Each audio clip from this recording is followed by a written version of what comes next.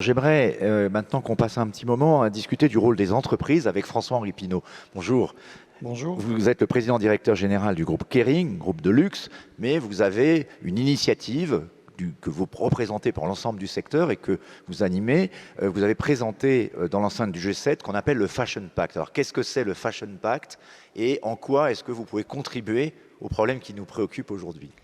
Écoutez, le Fashion Pact, c'était l'initiative du président Macron en avril 2019, qui a eu cette vision qu'il fallait rapprocher les entreprises des gouvernements pour travailler ensemble sur les enjeux environnementaux et par ailleurs de renforcer l'implication des entreprises face aux enjeux environnementaux en créant des coalitions par secteur d'activité pour que ces entreprises non seulement soient plus ambitieuses et travaillent ensemble.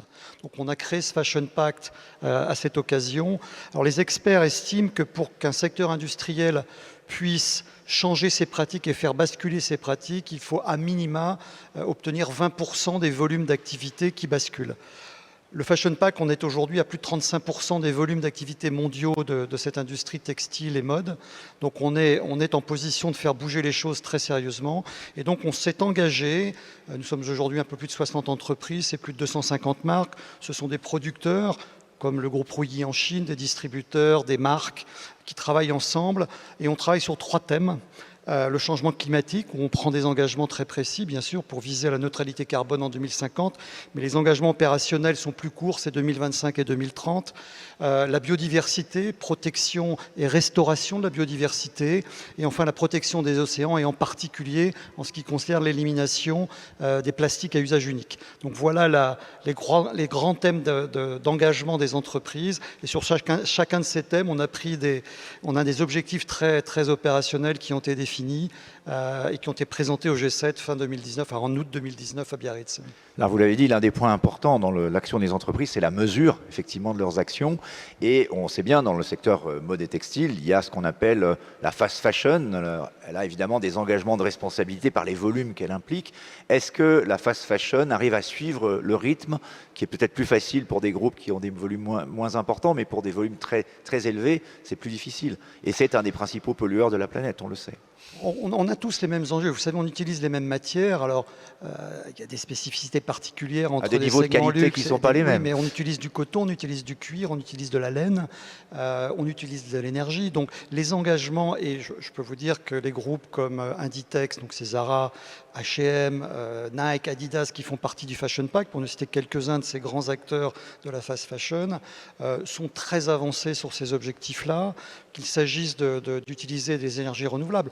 On a par exemple sur le changement climatique, on s'engage à utiliser à minima 50% de notre énergie qui vient des énergies renouvelables en 2025 et 100% en 2030. On est déjà très avancé. On a un tiers, et en particulier ces grands groupes, un tiers des adhérents du Fashion Pact qui dès l'année prochaine seront au-dessus de 50% d'utilisation des énergies renouvelables à l'échelle internationale. Sur la biodiversité, c'est l'élément où on était assez en retard dans les entreprises. La biodiversité n'est pas considérée comme parmi les enjeux, ou en tout cas les actions où les entreprises pouvaient vraiment bouger aussi. 80% des adhérents du Fashion Pact, quand on a créé le Fashion Pact, n'avaient pas réellement de plan d'action sur la biodiversité. Dès fin 2020, donc là, c'est la première année, tous les adhérents ont mis en place dans leur entreprise une stratégie et des plans d'action liés à la biodiversité en collaboration avec Conservation Internationale. Et sur les plastiques à usage unique, pareil, on s'est engagé sur tous les emballages consommateurs dès 2025 à supprimer tous ces emballages qui ne sont pas indispensables et 2030 pour les emballages industriels de la même façon. Donc on bouge beaucoup, y compris et surtout les grands acteurs du fast fashion. Alors, en la matière, on parle beaucoup aussi du rôle de leadership. Alors, vous représentez le secteur du luxe. Un des points pour les jeunes, pour les consommateurs, c'est d'entraîner finalement aussi les changements. Est-ce que vous ressentez, est-ce que vous avez une responsabilité particulière, vous, représentants du secteur du luxe, pour changer les mentalités? Parce que le luxe, c'est quelque chose justement qui a à voir avec la biodiversité, la qualité, le respect des matières. En réalité, les valeurs du développement durable sont intrinsèquement dans la définition, en tout cas dans notre vision du luxe, des entreprises de luxe. On ne peut pas, si on ne prête pas attention à la préservation de nos pratiques, de nos matières, ça serait un suicide collectif. Donc le développement durable fait partie des notions de luxe. Et je considère que ce sont dans les deux responsabilités fondamentales d'une entreprise de luxe que sont le risque créatif, et c'est à nous d'infuser la création dans cette industrie globale, et c'est à nous d'innover, de trouver des solutions environnementales et les partager gratuitement avec l'ensemble de l'industrie. Je pense que ça, ce sont des responsabilités fondamentales et inhérentes aux marques de luxe. C'est pour ça que j'ai accepté en tant que groupe de luxe de prendre la responsabilité du Fashion Pact. C'est en ça aussi que beaucoup de marques de luxe nous ont suivis dans le Fashion Pact. Alors vous représentez aussi ici le monde de l'entreprise. Les entreprises comme les villes, vous représentez la société civile, n'étaient pas associées à l'accord de Paris, mais celui-ci pourtant nous engage tous, à la fois citoyens, consommateurs et entreprises. Et on voit que les consommateurs et les clients sont les drivers, peut-être les salariés aussi, de ce changement climatique, de cette prise de conscience.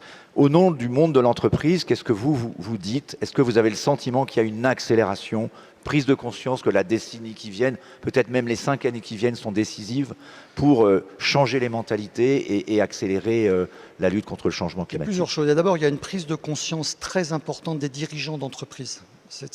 Et ça part de là.